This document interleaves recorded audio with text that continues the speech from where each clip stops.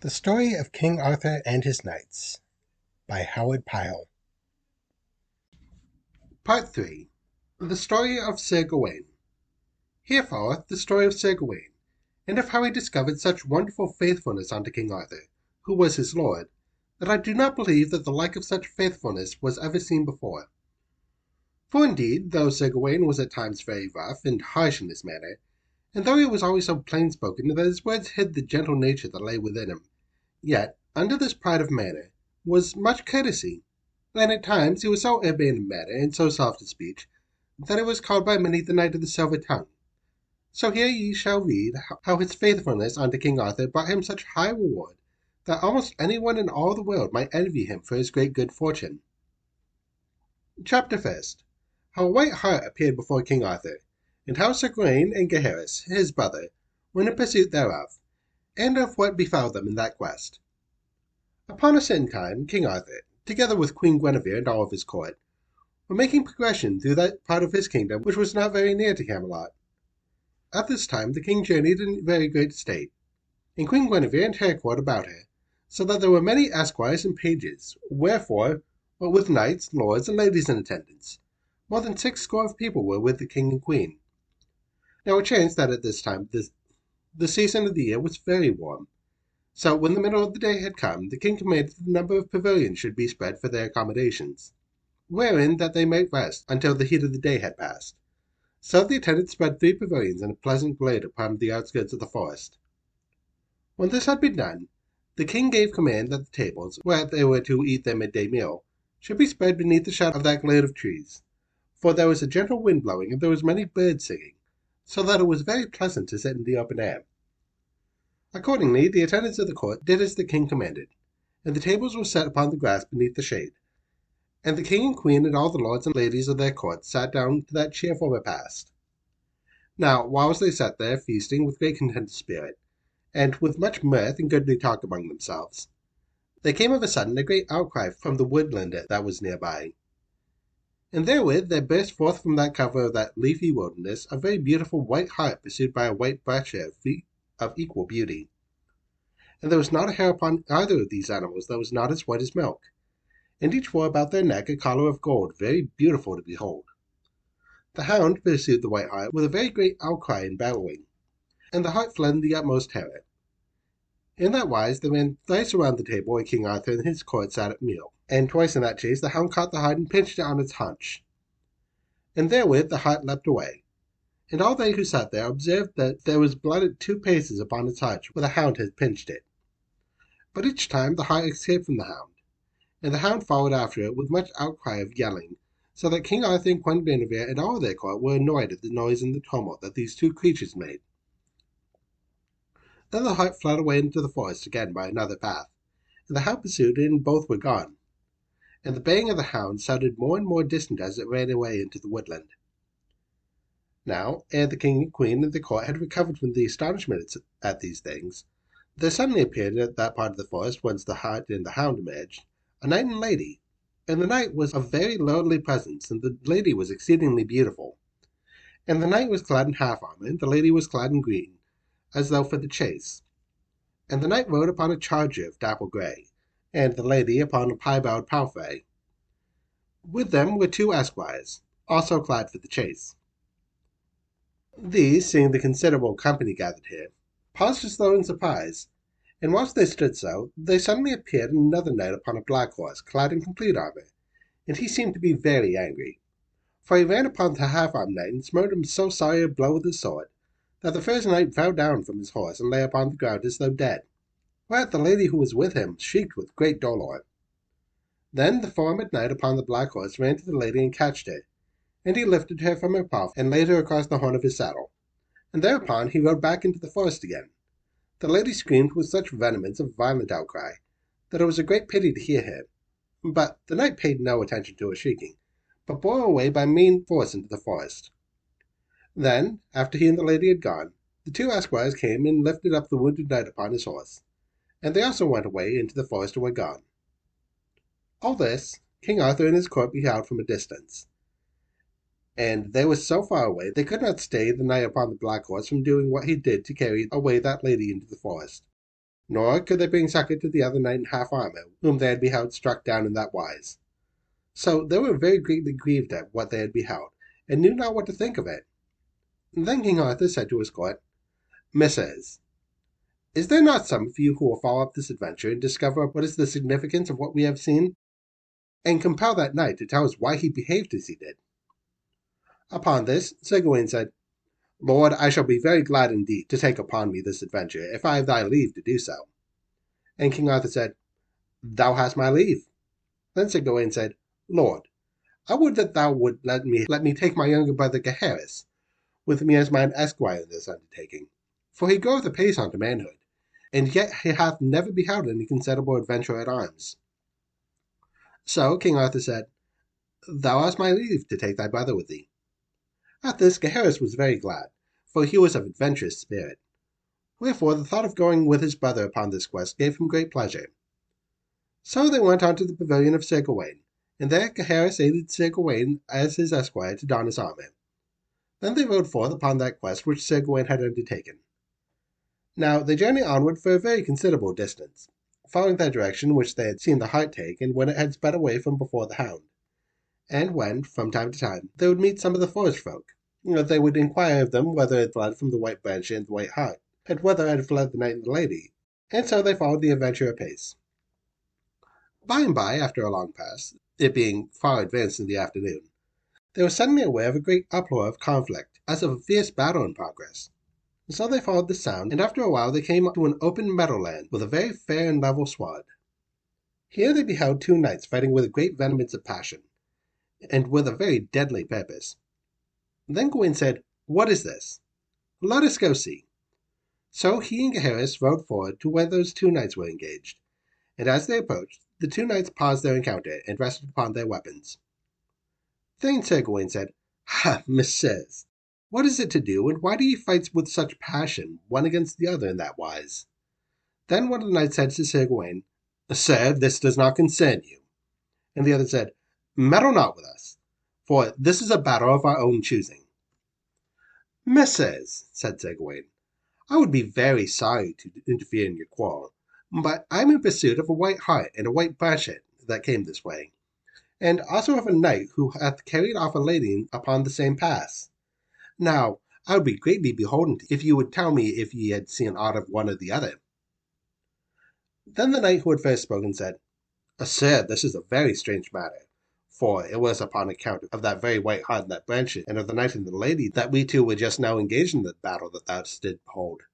For the case is this, we are two brothers, and we were riding together in great enmity when that hart and that hound came hitherward. And then my brother said he very greatly hoped that the white hart would escape from the hound, and I said I hoped that the hound would overtake the hart and bring it to earth. Then came that knight with that lady, his captive, and I said I would follow that knight and rescue the lady. And my brother said that he would undertake that adventure. Upon these points we fell into dispute, for it appeared to me that I felt great affection for that hound, and my brother felt an extraordinary regard for the white hart, and that as I had first spoken, I should have the right to follow that adventure. But my brother felt affection for that hart, and he considered that as he was the elder of us twain, he had the best right to the adventure. So we quarreled, and by we fell upon that fight which thou didst see us engage. At this Sir Gawain was very greatly astonished, and he said, Messieurs, I cannot understand how so great a quarrel should have arisen from so small a dispute, and certes, it is a great pity for two brothers to quarrel as ye has done, and to give one another such sore cuts and wounds that I perceive you have both received. Messieurs, said the second knight, I think thou art right, and I now find myself very much ashamed of that quarrel. And the other said, I too am sorry for what I have done. Then Sir Gawain said, Sirs, I would be very glad indeed if you would tell me your names. And one knight said, I am called Sir Solois of the Forest. And the other said, I am called Sir Brian of the Forest. Then Sir Solois said, Sir Knight, I would deem it a very great courtesy if thou wouldst tell me who thou art. I would be very glad to do that, said Gawain, and therewith he told him his name and condition. Now when they had heard who Sir Gawain was, the two knights were very greatly astonished and pleased, for no one in all the courts of chivalry was more famous than Sir Gawain, the son of King Lot of Orkney. Wherefore those two brothers said, "It is certainly a great joy for us to meet so famous a knight as thou art," said Gawain. Then Sir Gawain said, "Sir knights, that hart and that hound came only a short while ago to where King Arthur and Queen Guinevere and their course of lords and ladies were at feast, and there, likewise, all we beheld that knight seized upon the lady and make her captive. Wherefore, I and my brother come forth upon command of King Arthur to discover what is the meaning of that which we beheld. Now, I shall deem it a very great courtesy upon your part if you will cease from this adventure, and will go in amity unto the court of the king, and will tell him what ye beheld, and how ye quarrelled, and how we met. For otherwise I myself will have to engage with ye both, and that would be a great pity, for you are weary with battle, and I am fresh." Then those two knights said, "Sir, we will do as you desire, for we have no wish to have to do with so powerful a knight as you." Thereupon the two knights departed and went to the court of King Arthur as Sir Gawain ordained, and Sir Gawain and his brother rode forward upon their adventure. Now, by and by they came nigh to a great river, and there they beheld before them a single knight in full armor, who carried a spear in hand and a shield hanging to his saddle bow. Thereupon Sir Gawain made haste forward and called aloud to that knight, and the knight paused and waited until Sir Gawain had overtaken him. And when Sir Gawain came up to that knight, he said, "Sir knight, hast thou seen a white hart and a white hound pass by this way? And hast thou seen a knight bearing off a captive lady?" Upon this the knight said, "Yea, I beheld them both, and I am even now following them with the intent to discover whither they are bound." Then Sir Gawain said, "Sir knight, I bid thee not to follow this adventure forward, for I myself am set upon it. Wherefore I desire for thee to give it over, so that I may undertake it in thy stead." "Sir," said the other knight, speaking a very great deal of heat, "I do not know who thou art, nor do I care a very great deal. But, touching the pursuance of this adventure, I do tell thee that I myself intend to follow it to the end, and so will I do, and let who will undertake to stay me." Thereupon Sir Gawain said, "Messire, thou shalt not go forward upon this adventure, unless thou hast first to do with me." And the knight said, "Sir, I am very willing for that." So each knight took his stand upon the field, as appeared to him to be best, and each put himself in the posture of defense, and dressed his shield and his spear. Then, when they had prepared in all ways, they immediately launched forth, the one against the other, rushing together with great speed and with an uproar that the ground trembled and shook beneath them. So they met together in the middle of the course, and the spear of the strange knight burst all into small pieces, but the spear of Sir Gawain held.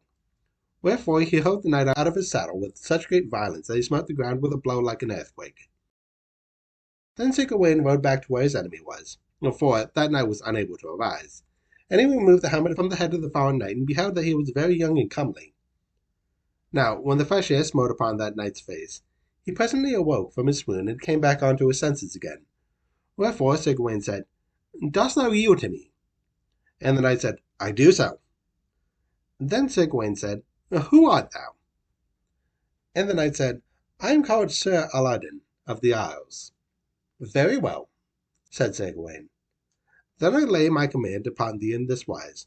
Thou shalt go to the court of King Arthur, and deliver thyself to him as a captive of my prowess. And thou art to tell him all that thou knowest of the hart and the hound, and the knight and the lady. And thou shalt tell him all that hath befallen thee in this assault."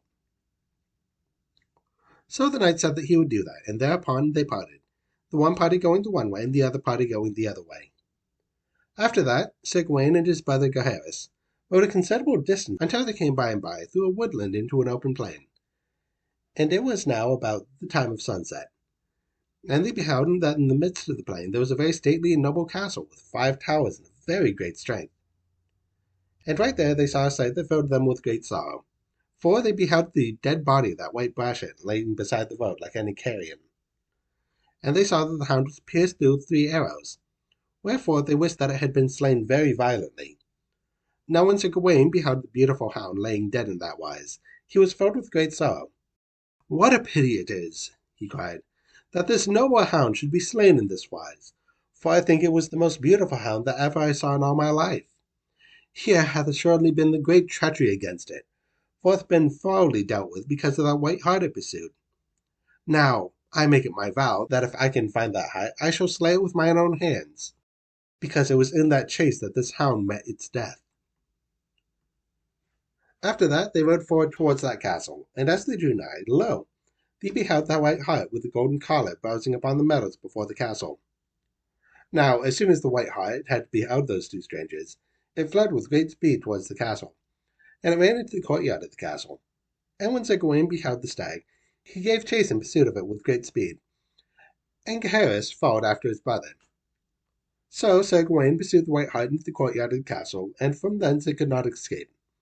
Then Sir Gawain leaped him down from his horse, and drew his sword and slew the hart with a single blow of his weapon. This he did in great haste, but when he had done that, and it was too late to mend it, he repented to him of what he had done very sorely. Now with all this tumult, there came out the lord and lady of the castle, and the lord was one of very haughty and noble aspect, and the lady was extraordinarily graceful and beautiful of appearance. And Sir Gawain looked upon the lady and thought that he had hardly ever seen so beautiful a dame. Wherefore he was more sorry than ever that in his haste he had slain the white hart. But when that lady of the castle beheld the white hart, that it lay dead upon the stone pavement of the courtyard, she smote her hands together and shrieked with such sureness and strength that it pierced the ears to hear her. And she cried out, "Oh, my white hart! Art thou then dead?" And therewith she fell to weeping with great passion. Then Sir Gawain said, "Lady, I am very sorry for what I have done, and I would that I could undo it." And then the lord of the castle said to Sir Gawain, "Sir, didst thou slay this stag?" "Yea," said Sir Gawain. "Sir," said the lord of the castle, "thou hast done very ill in this matter, and if thou wilt wait a little, I will take full vengeance upon thee." Unto which Sir Gawain said, "I will wait for thee as long as it shall please thee." Then the lord of the castle went to his chamber and clad himself in his armor, and in a little while he came out very fiercely. "Sir," said Sir Gawain, "what is thy quarrel with me?" And the lord of the castle said, "Because thou hast slain the white hart that was so dear to my lady." To the which Sir Gawain said, "I would have not slain the white hart, only that because of it the white branchlet was so treacherously slain." Upon this the lord of the castle was more wroth than ever, and he ran at Sir Gawain and smote him unawares, so that he cleaved through the pallier of his armor and cut through the flesh and onto the bone of the shoulder, so that Sir Gawain was put through a great agony of pain at the stroke. Then Sir Gawain was filled with rage at the pain of the wound, wherefore he smote the knight so woeful a blow that he cut through the helmet and onto the bone beneath. And thereupon the knight fell down upon his knees because of the fierceness of the blow, and he could not rise up again. Then Sir Gawain catched his helmet and rushed it off of his head. Upon this the knight said in a weak voice, "Sir Knight, I crave mercy of you, and yield myself to you." But Sir Gawain was very furious of anger because of that unexpected blow which he had received, and because of the great agony of the wound. Therefore he would not have mercy, but lifted up his sword with intent to slay that knight. Then the lady of the castle beheld what Sir Gawain was intent to do. So in she broke away from her damsels and ran and flung herself upon the knight, so as to shield him with her own body. And in that moment Sir Gawain was striking and could not stay his blow. Nevertheless, he was able to turn his sword in his hand, so that the edge thereof did not smite the lady. But the flat of the sword struck upon her at the neck a very grievous blow, and the blade cut her a little, so that the blood ran down her smooth white neck and over her handkerchief. And with the violence of the blow, the lady fell down and lay upon the ground as though she were dead. Now, when Sir Gawain beheld that, he thought that he had slain the lady in his haste, and he was all adread at what he had done. Wherefore he cried, "Woe is me! What have I done?" "Alas," said Gaheris, "that was a very shameful blow thou didst strike, and the shame of it is mine also because thou art my brother. Now I wish I hadn't come with thee to this place." Then Sir Gawain said to the lord of the castle, "Sir, I will spare thy life, for I am very sorry for what I have done in my haste." But the knight of the castle was filled with great bitterness, because he thought that his lady was dead. Wherefore he cried out as in despair, "I will now not have thy mercy, for thou art a knight without mercy and without pity. And since thou hast slain my lady, who is dearer to me than my life, thou mayst slay me also, for that is the only service which thou canst now render me." But by now the damsels of the lady had come to where she lay, and the chiefest of these cried out to the lord of the castle, "Sir, thy lady is not dead, but only in a swoon, from which she will presently recover." Then when the lord of the castle heard that, he fell to weeping in great measure from pure joy. For now that he knew his lady was alive, he could not contain himself for joy. Therewith Sir Gawain came to him, and lifted him upon the ground where he was, and kissed him upon the cheek. Then certain others came and bare the lady away into a chamber. and there in a little while she recovered from that swoon, but was little the worse for the blow that she had received. That night Sir Gawain and his brother Gaheris abided with the knight and the lady, and when the knight learned who Sir Gawain was, he felt it a great honour to have so famous a knight in that place, and so they feasted together that evening in great amity. Now, after they had refreshed themselves, Sir Gawain said, I beseech thee, sir, to tell me what is the meaning of the white hart and the white basket which had led me onto this adventure. To this, the lord of the castle, whose name was Sir Ablamor of the Morgause, said, I will do so. And therefore he spoke as follows. You must know, sir, that I have a brother who hath always been very dear to me. And when I took this, my lady, unto wife, he took her sister as his wife. Now my brother dwelt in a castle nigh to this, and we held commerce together in great amity. But it befell upon a day that my lady and my brother's lady were riding through the forest together, discoursing very pleasantly. One time there appeared a lady unto them, exceedingly beautiful, and of very strange appearance. For I do not think that either my lady or her sister ever beheld her like before. The strange lady brought unto those two ladies a white hart and a white basket. And the hart and hound she held each by a silver chain attached to a golden collar that encircled its neck. And the white hart she gave unto my lady, and the white basket she gave unto my lady's sister. And then she went away, leaving them very glad. But their gladness did not last for very long, for ever since that time there had been nothing else but discord between my brother and myself, and between my lady and her sister, for the white hound hath ever sought the white hart for to destroy it. Wherefore I and my lady have entertained very great offence against my brother and his lady, because they did not keep the white badger at home. So it come to pass the number of times that we had sought to destroy the hound, and so that my brother and his lady have held equal offence against us. Now, this day I chanced I was towards the outskirts of the forest to the east of us, when I heard a great outcry in the woodland, and by the white hart that belonged to my lady came fleeing through the woodland, and the white basket that belonged to my brother's lady was in pursuit of it. And my brother and her lady and two esquires followed repeatedly after the hart and the basket. Then I was very greatly angered, for it seemed to me that they were chasing that white hart out of despite of my lady and myself. Wherefore I followed them with all speed. So I came upon them at the outskirts of the woodland, nigh to where there was a number of pavilions pitched in the shade of large trees in the midst of the meadow. And there, in mine anger, I struck my brother so great a blow that I smote him down from his horse. And I cast the lady, and I threw her across the horn of my saddle. And I bore her here away to this castle. And here I have held her out of revenge, because they pursued the white hart which belonged to my lady. For my lady loved that hart as she loved nothing else in the world, excepting myself. Sir, said Sir Gawain, that is a very strange matter. Now, I beseech thee tell me of what appearance was the lady who gave you the white hart and the white hound unto those two ladies. Messire, said the knight, she was clad all in crimson, and about her throat and arms was a great many ornaments of gold beset with stones of divers colours. And her hair was red like gold, and was enmeshed in a net of gold, and her eyes were very black and shone with exceeding brightness, and her lips were like coral, so that she possessed a very strange appearance. Ha! said Sir Gawain. From this description, methinks the lady could have been none other than that sorceress Vivian. For now she spendeth all of her time in doing such mischief as this, by means of her own enchantment, out of pure despite. And indeed, I think it would be a very good thing if she were put out of this world, so that she could do no more such mischief. But tell me, Messire, where now is that lady, thy wife's sister? Sir, said the knight, she is in this castle, and is a prisoner of honour. Well, quoth Sir Gawain, since now both the hart and the hound are dead, ye can assuredly bear no more enmity towards her and your brother, wherefore I do beseech you that ye will let her go free, and will enter again into condition of amity and goodwill with the one with the other, in such a manner as hath thou afore obtained between you.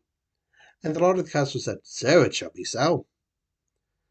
And so he set the lady free at that time, and thereafter there was amity between them as Sir Gawain had ordained. And the next day Sir Gawain and his brother Gaheris returned unto the court of King Arthur, and he told King Arthur and his court all that had befallen, hiding nothing from them. Now Queen Guinevere was very much displeased when she heard how Sir Gawain would show no mercy to the knight, and how he had struck the lady with his sword. Wherefore she said aside to one of those who stood nigh to her, It seems to me a very strange thing for a belted knight to do, to refuse to give mercy unto a fallen enemy, and to strike a lady with his sword. For I should think that any sword that has drawn blood from a lady in such wise would be dishonored for her, and I cannot think of anyone who would strike a lady in wise who would hold himself guiltless unto his vow of knighthood. This Sir Gawain overheard, and he was exceedingly wroth thereat, but he concealed his anger at that time. Only after he had gone away, he said to Gaheris his brother, I believe that lady hateth me with all her heart, but sometime I will show to her I have in me more courtesy and more gentile than she believes me to be. As for my sword, since she deemeth it to be dishonored by that blow, I will not use it any more. So he took the sword out of its sheath, and brake it across his knee and flung it away. Now all this has been told to set forth which follows. For there ye shall learn about the great things of nobility Sir Gawain can do when it has behooved him to do so. For happily ye who have read this story may feel as Queen Guinevere did, that Sir Gawain was not rightwise courteous as about a knight should have been in that adventure I have foretold.